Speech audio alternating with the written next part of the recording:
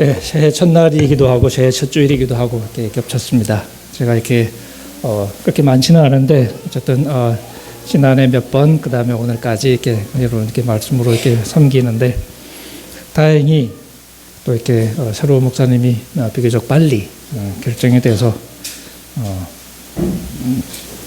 글쎄 뭐 혼란은 아니지만 어쨌든 좀 더 이렇게 빨리 안정될 수 있게 된 게 참 좋은 것 같습니다. 원래 제가 이렇게 땜빵 목회 전문이라고 말씀을 한번 드렸던 것 같은데 제가 땜빵 목회를 하면 좀 오래 걸렸어요. 원래 지난 두 교회는 제가 이렇게 설교 봉사를 하는 동안에 목사님이 잘 안 구해져서 거의 2년, 한 교회는 2년, 한 교회는 2년 좀 더 넘게 이렇게 막 설교를 하고 그랬는데 이렇게 다행히 또 다음 공동체는 또 이렇게 그런 전철을 밟지 않고 신속하게 해치웠습니다. 또 새로운 해가 시작이 되니까 또 새로운 목사님과 더불어서 또 심기일전에서 또 이렇게 처음에 가졌던 그 사명 잘 이렇게 이어나갈 수 있으면 좋겠다 하는 생각이 드네요. 오늘은 우리 이렇게 첫 주 그래서 시편 90편을 같이 한번 읽어보려고 제가 이렇게 준비를 했습니다. 시편 90편은 제가 개인적으로도 종종 묵상하고 하는 말씀인데 좀 같이 한번 읽어볼까요?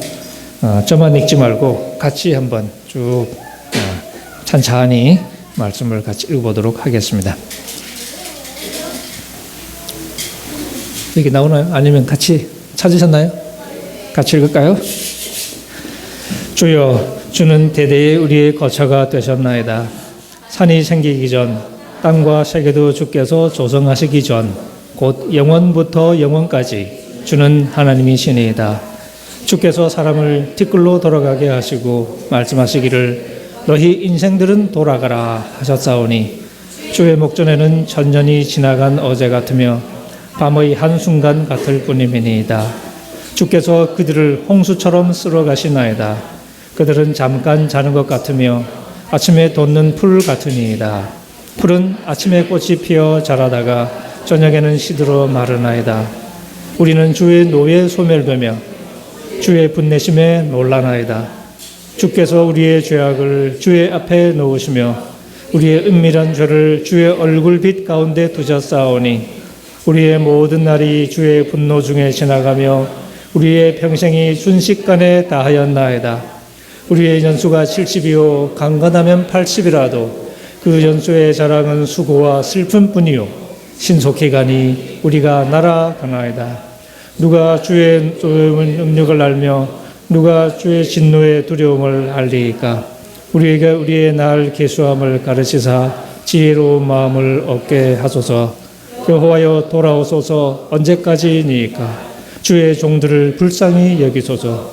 아침에 주의 인자하심이 우리를 만족하게 하사 우리를 일생 동안 즐겁고 기쁘게 하소서. 우리를 괴롭게 하신 날수대로와 우리가 화를 당한 연수대로 우리를 기쁘게 하소서. 주께서 행하신 일을 주의 종들에게 나타내시며 주의 영광을 그들의 자손에게 나타내소서. 주 우리 하나님의 은총을 우리에게 내리게 하사 우리 손이 행한 일을 우리에게 견고하게 하소서. 우리의 손이 행한 일을 견고하게 하소서. 아멘.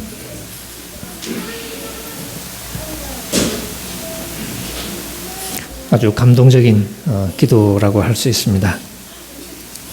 이 기도를 어떤 상황에서 했을까를 생각해 보면 예를 들어서 13절 같은 데 보면 이제 이렇게 얘기하죠. 여호와여 돌아오소서. 지금 하나님이 우리와 함께 계셔서 그 하나님과 함께하는 기쁨을 누리면서 그 하나님께 어떻게 보면 사랑을 고백하고 그 하나님과 함께하기를 꿈꾸는 그런 기도가 아니고 지금은 하나님이 안 계시는 상황. 하나님이 떠나버린 상황입니다. 하나님이 떠나버리고 계시지 않는 이 빈 허공, 영적인 허공이죠. 영적인 진공 상태에서 어찌할 줄 몰라서 엎드려서 하나님을 향해서 외칩니다. 돌아와 주십시오. 물론 하나님이 돌아오실지 안 돌아오실지는 모르죠. 그래서 우리 시편이나 이 선지서 같은 데 자주 나오는 편이죠. 언제까지입니까? 언제까지? 언제까지? 좌절감의 표현이죠. 주의 종들을 불쌍히 여겨주십시오. 아주 비참한 처지에 있는 것 같죠? 돌아와 달라고 말하는 것은 하나님이 등을 돌렸다. 하나님이 지금 여기 안 계신다. 가버리셨다는 얘기죠. 근데 그 하나님이 안 계신데 돌아와 달라. 돌아서라. 혹은 집으로 돌아와라. Come back home. 무슨 가수가 부른 노래지 모르겠네. 우리 애가 좋아했던 노래 같은데. 근데 하나님이 돌아섰다는 것은 성경적인 표현에서 하나님이 돌아서시는 것은 거의 대부분 백성들이 돌아섰다는 얘기를 전제합니다. 백성들이 돌아서 버렸기 때문에 하나님이 돌아서시는 거거든요. 예를 들어서 사울의 경우에 보시면 그렇죠. 네가 하나님을 버렸기 때문에 하나님도 당신을 버린다 하고 사무엘이 아주 따갑게 질책을 하고요. 또 이 요시야 왕 같은 경우에도 어릴 때는 잘했거든요. 여호야다 제사장이 이렇게 다스릴 때는 꽤 잘했어요. 근데 이제 여호야다 제사장이 죽고 나서 나이가 들면서는 조금 이제 맛이 가기 시작한 거죠. 그래서 그 여호야다 제사장의 아들 이제 스가랴가 제사장이 됐을 때 열심히 충고를 했는데 그 말을 듣지 않습니다. 결국에는 스가랴가 요시야 왕에게 그렇게 얘기하죠. 네가 하나님을 버렸기 때문에 하나님도 당신을 버린다. 물론 요시야는 열받아가지고 이 스가랴를 암살하는 것으로 해결을 합니다. 해결이 아니겠죠? 요즘에 많이 듣던 얘기죠. 우리 대한민국의 참기 이야기가 때로는 1970년대 썬데이 서울이 됐다가 그죠? 요즘은 썬데이 서울 그럼 잘 모르나? 제가 어릴 때 이렇게 막 어른들 거 훔쳐보고 그러던 기억이 나는데 애들은 보면 안 되는 그 이상한 거 있잖아요. 이상한 게 온갖 시시껄렁한 이렇게 그런 이야기들 모아서 이렇게 막 해주는 19금까지는 아니었는데 그래도 애들한테는 안 맞는 뭐 그런 거였던 것 같아요. 그래서 또 이렇게 요즘엔 또 이렇게 괴기 영화 약간 저 트릴러 수준으로 막 가기도 하죠. 그것이 알고 싶다 보면 막 겁나기까지 하는. 가까이 가면 그냥 살아남지 못할 것 같은. 어쨌든 하나님을 향해서 돌아와 달라는 이야기는 백성들이 하나님을 향해서 돌아오셨다는 이야기를 전제합니다.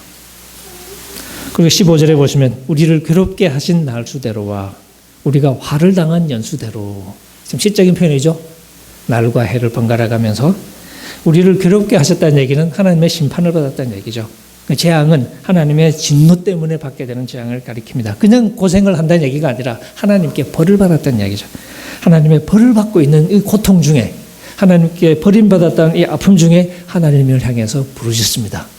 돌아와 주십시오 하나님. 언제까지 우리를 이렇게 버려두시겠습니까? 이렇게 이스라엘이 기도를 합니다. 물론 이 기도는 이스라엘이 공동으로 드리는 공동기도문의 한 부분이죠. 시편이니까 그죠?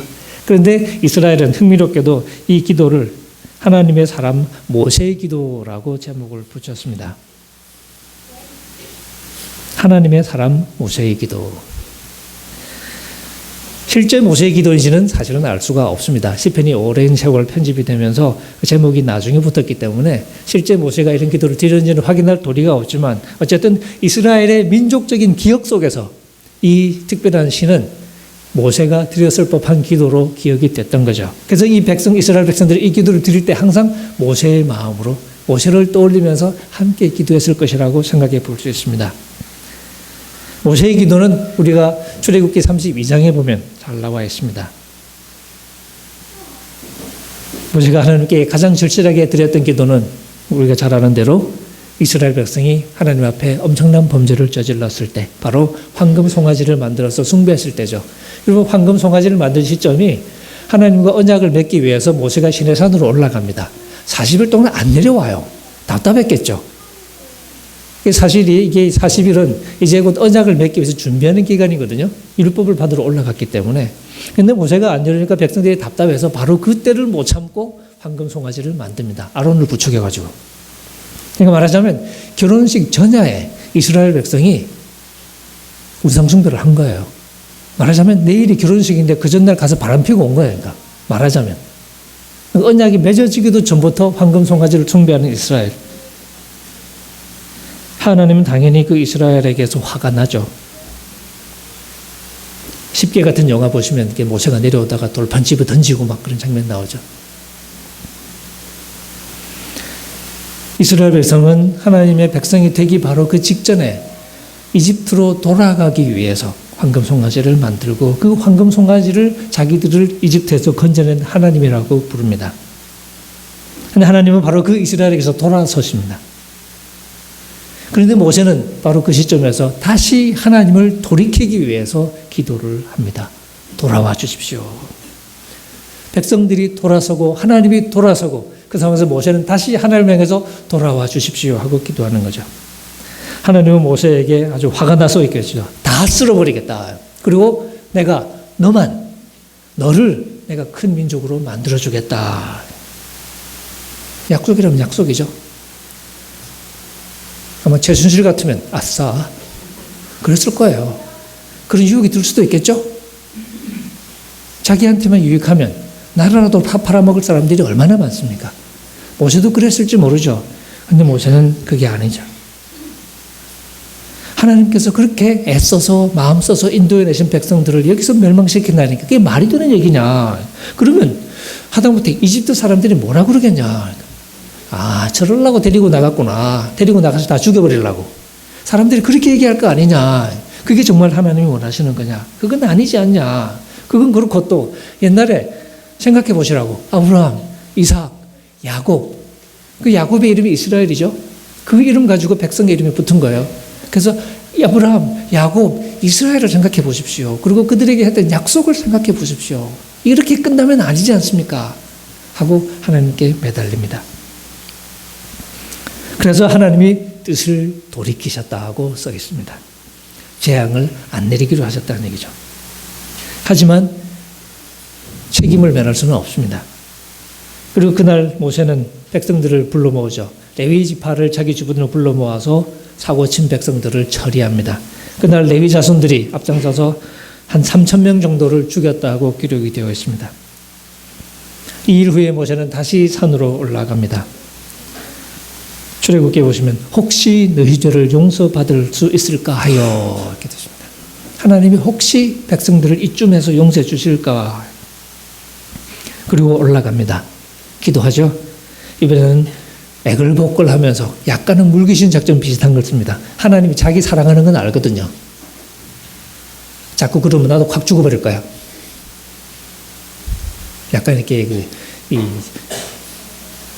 그 자살을 협박하는 사람들이 있죠. 뛰어내린다.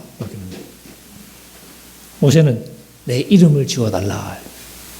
하나님이 이 백성을 데리고 가실 게 아니면 내 이름도 지워달라. 그래서 하나님은 원론적으로 답변을 하십니다. 누구든지 죄를 지으면 그 사람의 이름을 내가 지우겠다. 그리고는 하나님이 한 걸음 누구를 지시긴 했죠? 올라가라. 오케이, 올라가라. 내가 약속한 땅으로 올라가라. 내가 내 천사를 보내서 너희를 인도해 주겠다. 하지만 벌할 날이 되면 내가 벌어내야 한다.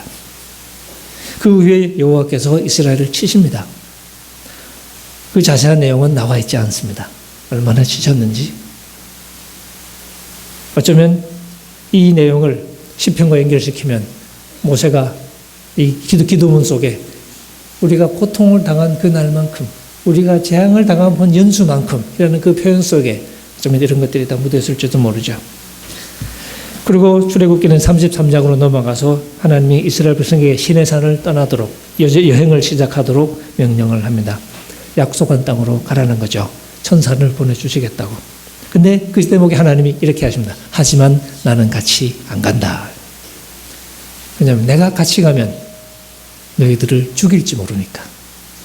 너희들은 목이 뻣뻣한 백성들이라 내가 같이 가면 너희들을 죽여버릴지 모르니까 나는 안 가겠다.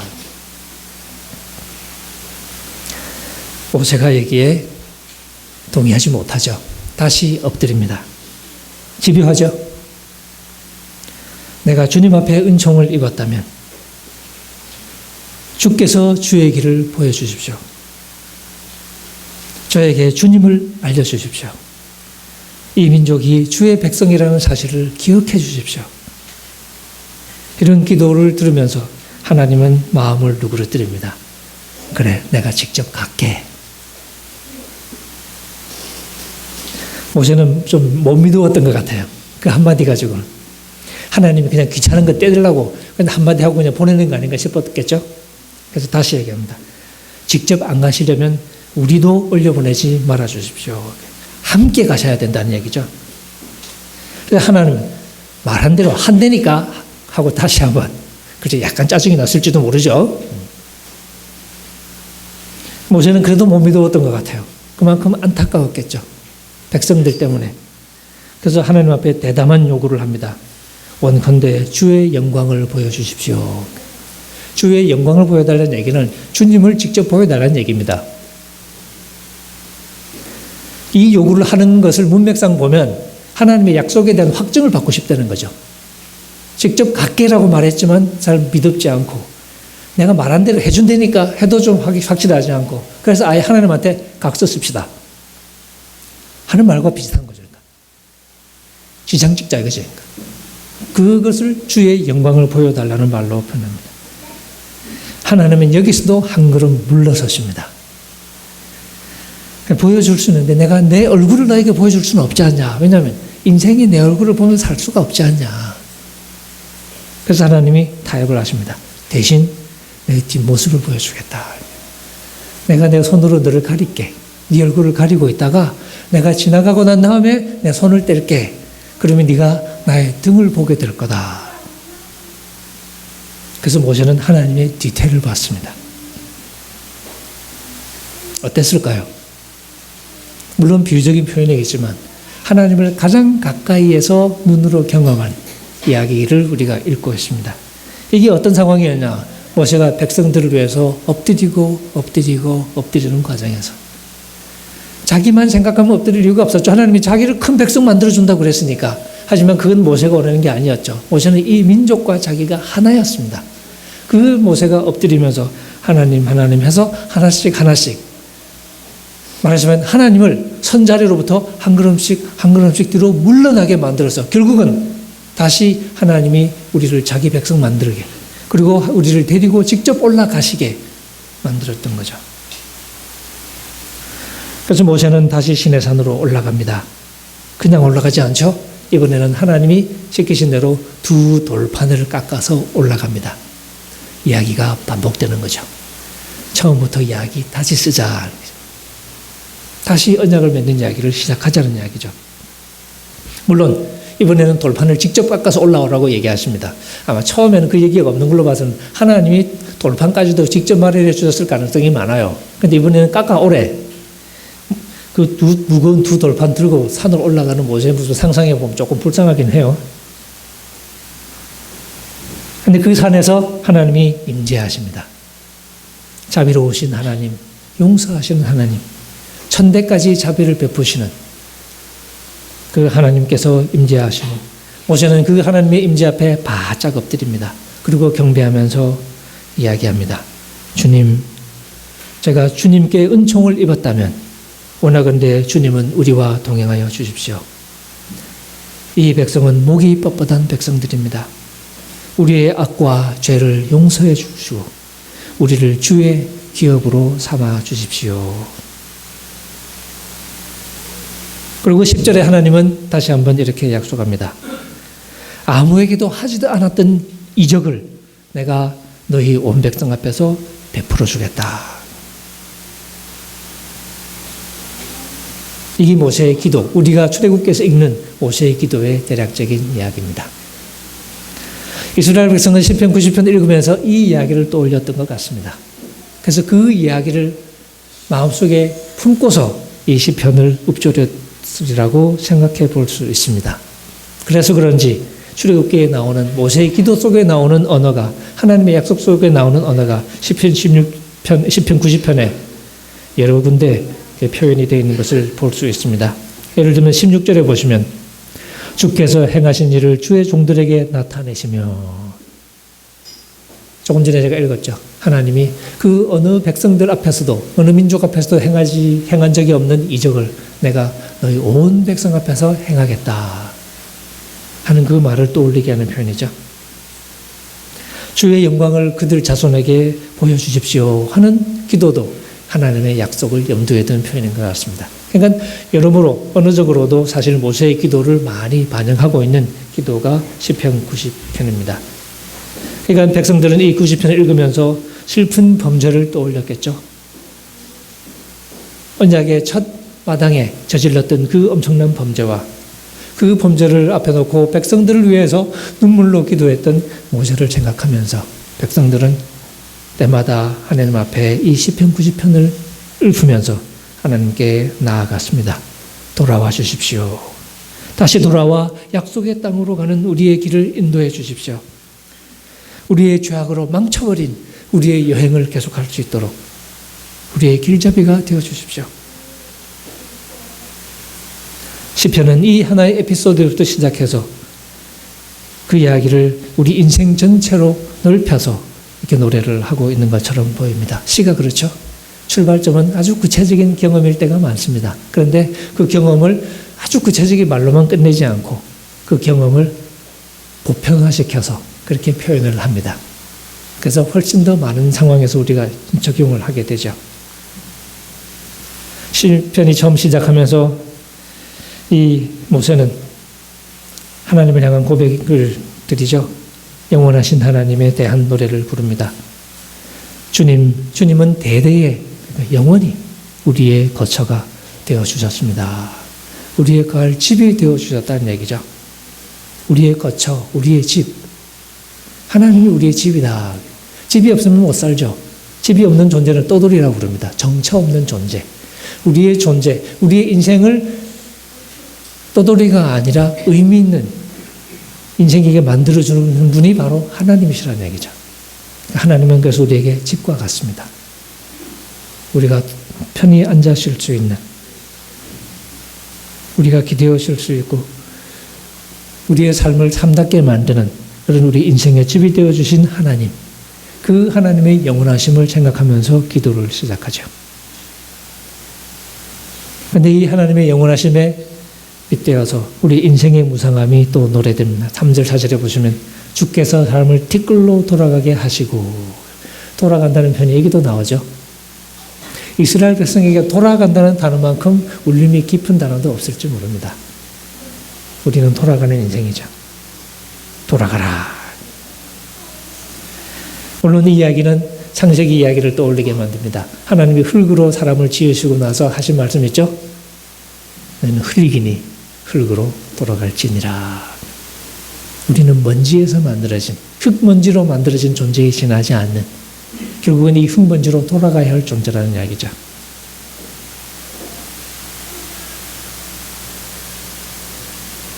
우리의 삶은 돌아가는 것이라고 성경은 이야기합니다. 그리고 돌아가는 것이 멋있는 데서 와서 멋있는 데로 돌아가는 게 아니라 흙에서 와서 흙으로 돌아가는 것이라고 이야기합니다. 우리가 가장 받아들이기 불편해하는 진실 중에 하나일지도 모르겠습니다. 우리는 하나님과의 관계 속에서 영원한 삶을 꿈꾸지만 또 한 가지 우리가 부정할 수 없는 것은 적어도 우리가 이 몸을 가지고 살아가는 우리의 삶은 영원하지 않다는 이야기죠. 끝납니다. 저도 이제 50이 넘어가니까 끝나는 이야기를 자주 보게 되죠.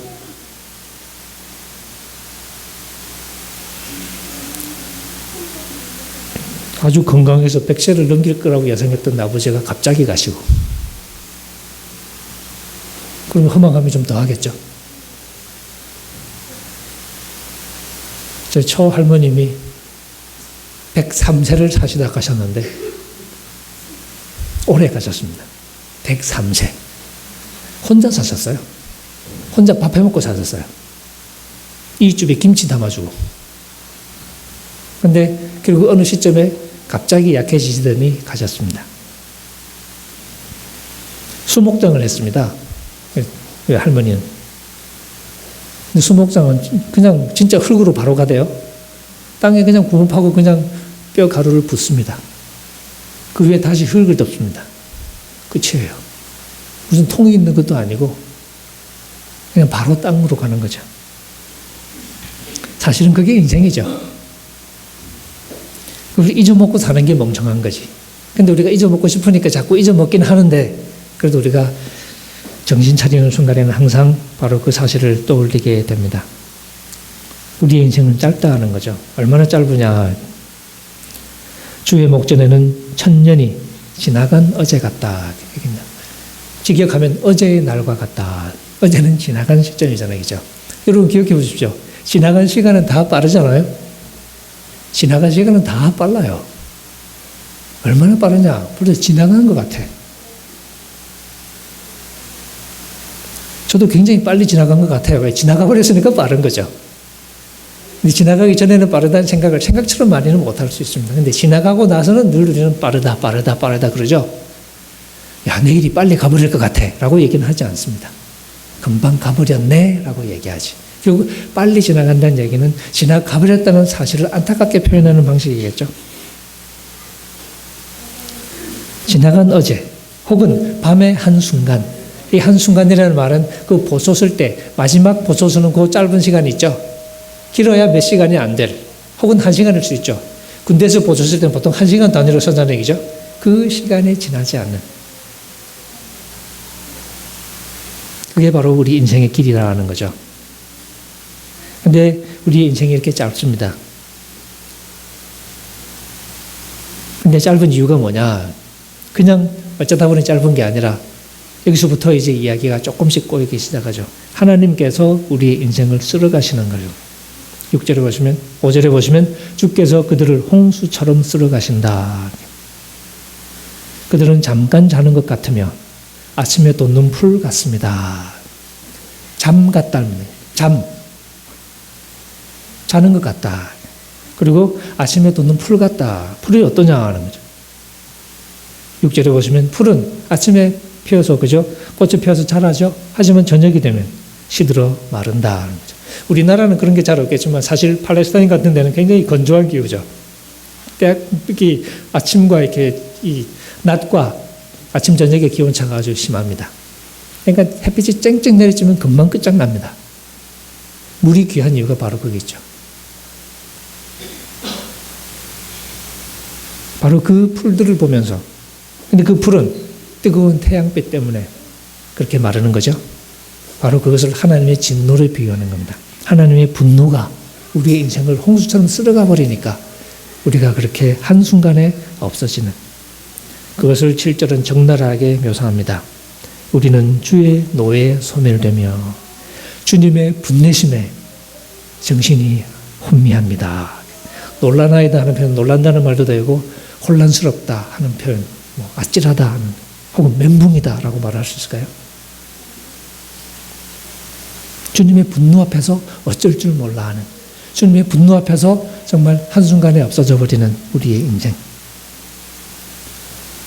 주께서 우리의 죄악을 주의 앞에 놓으시며 우리의 은밀한 죄를, 우리의 은밀한 것을 주의 얼굴빛 가운데 두셨습니다. 얼굴인데 얼굴에 빛이 나요. 하나님 얼굴이 조명이야. 다 보여. 그러니까 하나님 앞에 놓는다는 얘기는, 그리고 모든 것이 샅샅이 밝혀진다는 이야기죠. 그래서 9절의 이야기가 계속됩니다. 우리의 모든 날이 주의 분노 중에 지나가며 우리의 평생이 순식간에 다하였나이다. 우리의 연수가 70이요 강건하면 80이라도 그 연수의 자랑은 수고와 슬픔뿐이요 신속하게 하니 우리가 날아가나이다. 이게 가장 지혜로운 인생이 하나님 앞에서 드리는 기도인 것 같습니다. 영원하신 하나님, 우리의 거처가 되신 하나님 앞에서 우리의 죄를 생각하면서 그 죄에 분노하시는 하나님을 떠올리면서 그 하나님의 분노 때문에 한순간에 없어지는 우리의 인생의 허망함을 생각하면서 그 하나님 앞에 바짝 엎드려 있는 인생, 이게 가장 지혜로운 순간에 우리 인생의 모습이라고 말할 수 있는 거죠. 그리고 우리는 뭘 깨달아야 하냐? 이 인생의 허망함을 깨달아야 된다. 근데 이 허망함은 뭐 때문에 그러냐? 그냥 시간이 짧아서 그런 게 아니라 우리의 범죄 때문에, 그 범죄에 대한 하나님의 분노 때문에 우리 인생이 이렇게 허망한 것이라 하는 거죠. 그리고 이 분노가, 하나님의 진노가 결국은 우리가 생각해야 될 가장 깊은 지혜 중에 하나라는 이야기죠. 그래서 11절, 12절 시인은 이렇게 노래합니다. 누가 주의 노여움을 알겠습니까? 누가 주의 그 노여움의 능력을 알겠습니까? 누가 주의 진노의 두려움을 알겠습니까? 하나님의 그 분노의 능력을 누가 깨달아 알고 있느냐 하는 거죠. 누가 하나님의 진노를 알아서 두려워할 줄 아느냐 하는 거죠. 인생에 그게 없다는 얘기죠. 그래서 우리 이스라엘이 이렇게 까불었다는 얘기죠. 그래서 이 모양이 돼버렸죠. 그리고 하나님은 화를 내시죠. 우리는 어쩔 줄 몰라 하죠. 그 옆에서 다시 모세가 기도합니다. 하나님의 분노를 떠올리면서 우리 인생은 이 분노를 알지 못했다고, 그런 우리를 용서해달라고 하나님 앞에 엎드립니다. 그 진노하시는 하나님 앞에서 모세가 하는 기도가 바로 이거죠. 12절 우리에게 우리의 날 계수함을 가르치사. 계수한다는 건 어려운 말입니다만 쉽게 말하면 count, 센다는 말입니다. 우리의 날을 헤아리는 지혜를 갖게 해주십시오. 숫자 못 세는 사람이 있겠어요? 그죠? 몇 살만 되면 숫자 세기 시작하잖아요. 그건 그 나이 되면 배울 수 있는 건데 나이가 들어도 못 배우는 것이기도 하죠. 셀 줄은 아는데 안 셉니다. 이게 문제죠.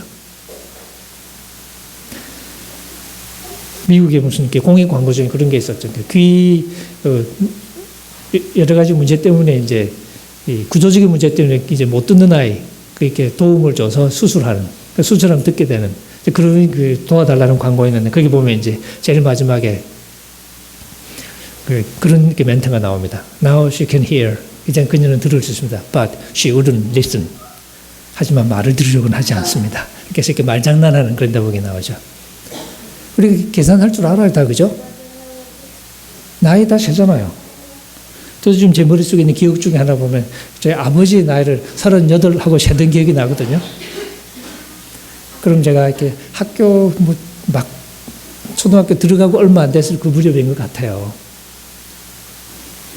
그래서 다 센단 말이죠. 근데 나이가 이렇게 들어도 우리가 자꾸 까먹습니다. 숫자를 센다는 얘기는 무슨 얘기일까요? 그냥 단순히 그냥 산수한다는 얘기는 아니겠죠? 계산해보면 어떨까요? 계산하면 어떻게? 짧네. 계산하면 나는 결론, 짧네. 요 얘기가 하기가 싫은 거예요. 그래서 우리 어떻게? 안 쉬면 되지 뭐. 이러고 있는 거니까. 다가하고 똑같아요. 볕단 속에 머리만 쳐박으면 마치 위험이 없어질 것 같은. 그게 아니죠. 세지 않는다고 사실 우리 인생이 길어지는 거 아니죠. 근데 우리는 그렇습니다. 우리에게 우리의 날 계산하는 법을 가르쳐 주셔서 지혜의 마음을 얻게 해 주십시오.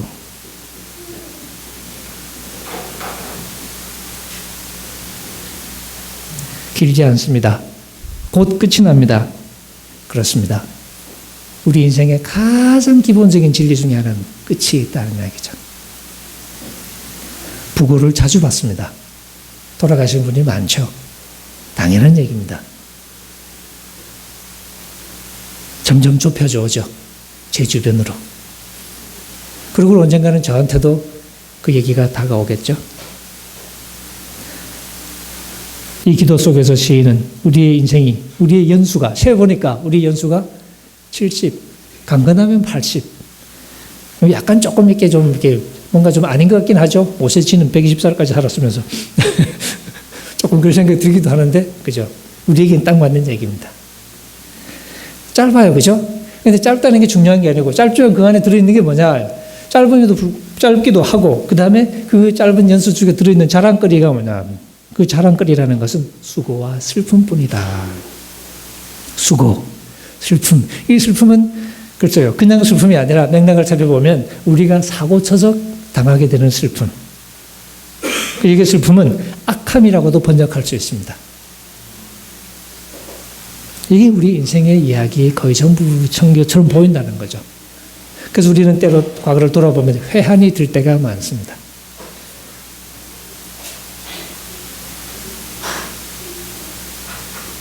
그래서 우리 인생은 그렇게 빨리 지나갑니다. 화살이 날아가듯이 속히 지나가 버리는 인생.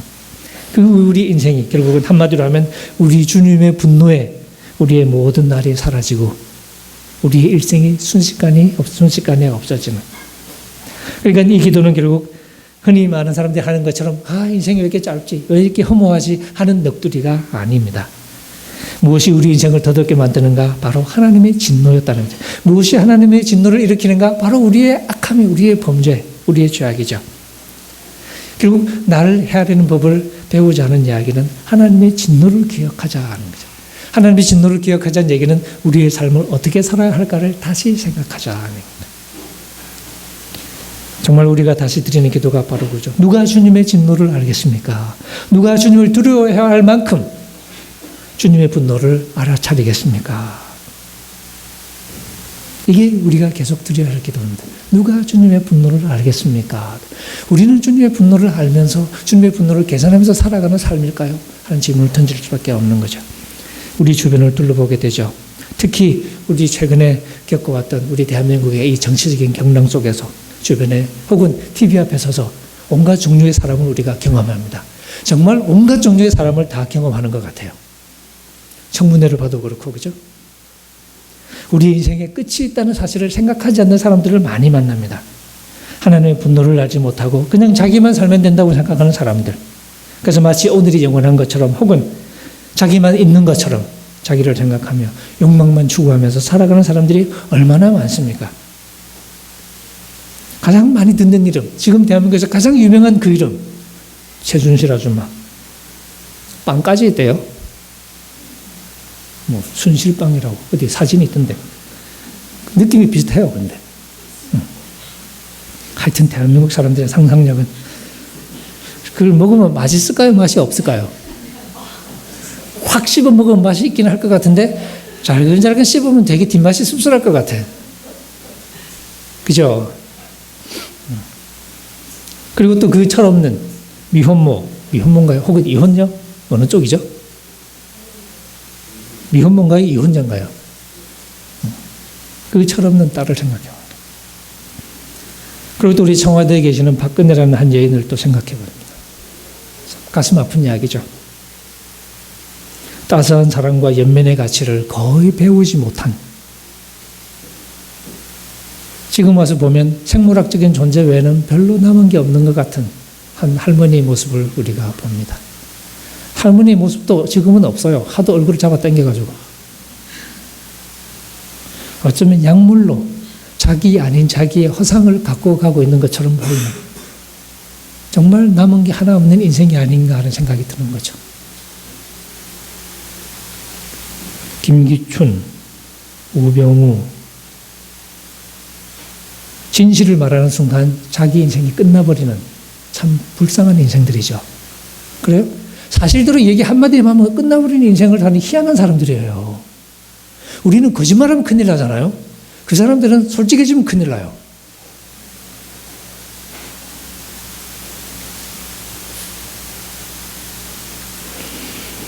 혹시 자신이 통제하지 못한 어딘가에서 진실의 조각이 하나라도 튀어나오지 않을까?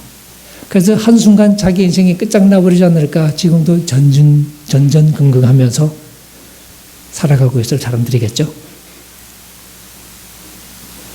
얼마나 고통받고 있을까요? 얼굴은 감추지만.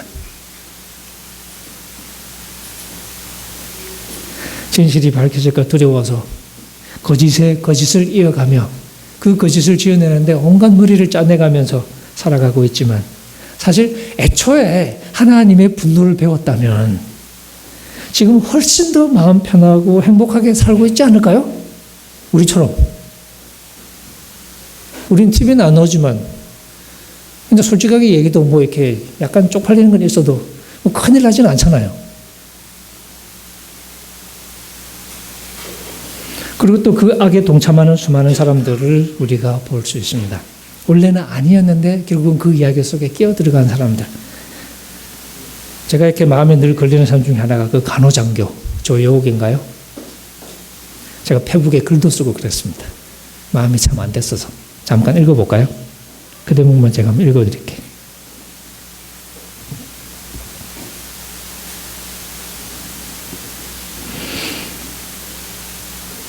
조직의 일원들은 피해자일까 가해자일까? 아마 이 물음은 업무 소행과 관련하여 그들에게 얼마나 많은 자유와 권한이 주어졌는가에 달렸을 것이다. 이 상황까지 오면서 조대위는 간호장교로서 스스로 옳고 그름을 물어야 하는 숱한 상황들과 마주했을 것이다. 모범 답안과 푸른 기와 아래의 현실 사이에서 그녀가 믿는다는 복음과 그에 어긋나는 일상의 임무들 사이에서 처음에는 약간의 손해만 각오하면 벗어날 길도 있었을 것이다. 그때 하나님의 두려움을 생각했더라면 조금의 손해를 감수하면서 벗어날 수도 있었겠죠. 해결할 수는 없었겠죠. 하지만 그녀는 그 상황을 받아들이기로 결정했을 것이다. 그리고 점점 더 많은 비밀을 간직한 내부자가 되었을 것이다. 자, 청문회를 보면서 쓴 얘기입니다. 이제 그녀는 다시 한번 선택의 기로에 서서 모른다와 아니다 하는 신앙 고백과 더불어 자신이 수동적으로 가담해야 했던 그 숱한 범죄의 기억을 자신의 죄로 호적에 올린다. 이젠 더 이상 떨칠 수 없는 자신의 한 부분으로.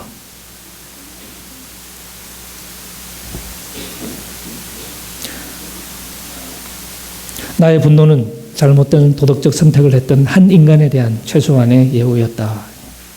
그녀는 마지막 분노의 초대장을 거부했고 이젠 아픔만 남는다. 선택의 시간을 지나 심판의 내리막길을 걸어가는 한 영혼을 바라보는 아픔. 이게 제가 그때 썼던 이야기입니다. 하나님의 분노를 기억했더라면 다른 길을 가지 않았을까.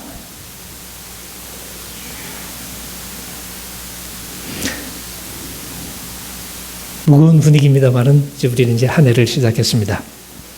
약간 좀 묘하긴 하죠. 광화문에서는 송박경신 했는데 닭의 해가 왔어요.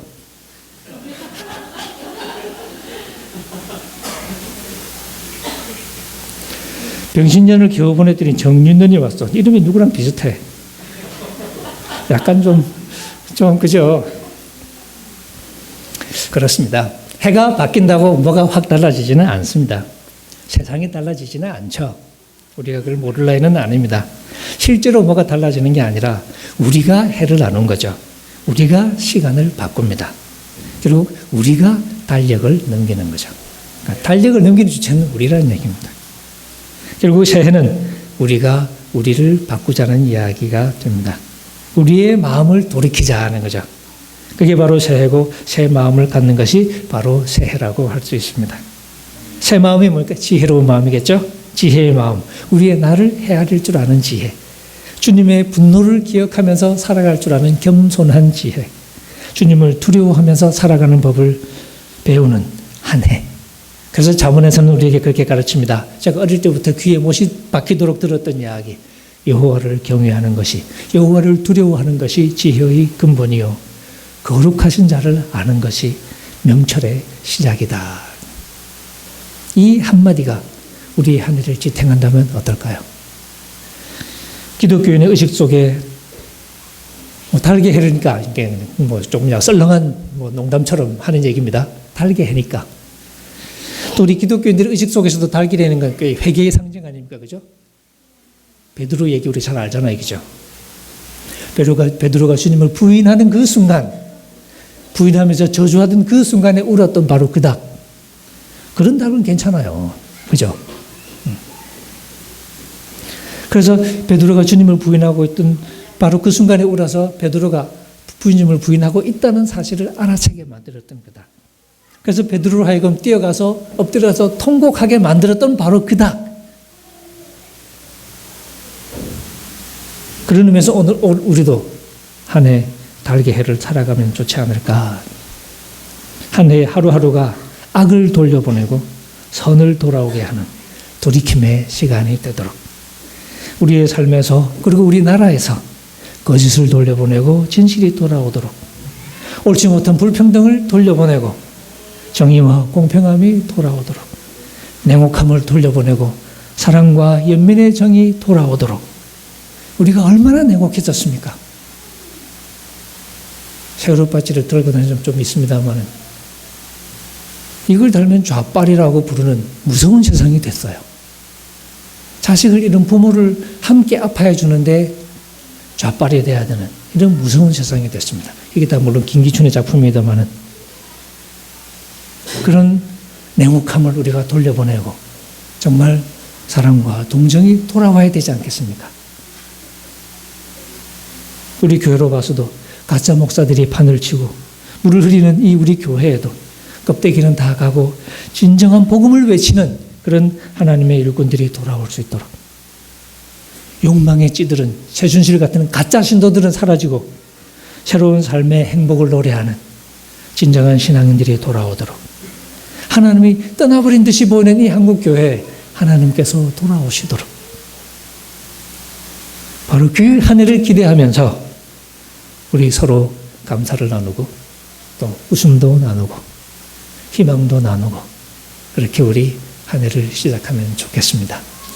하나님의 분노를 기억하면서 그 분노하신 하나님 앞에 엎드리면서 하지만 그 하나님이 바로 우리에게 자신의 영광을 보여주시고 주의 은총을 보여주시는 분이심을 기억하면서 그 주님의 은총 아래 우리를 맡기면서 우리 한 해를 살아가십시다. 기도하시죠.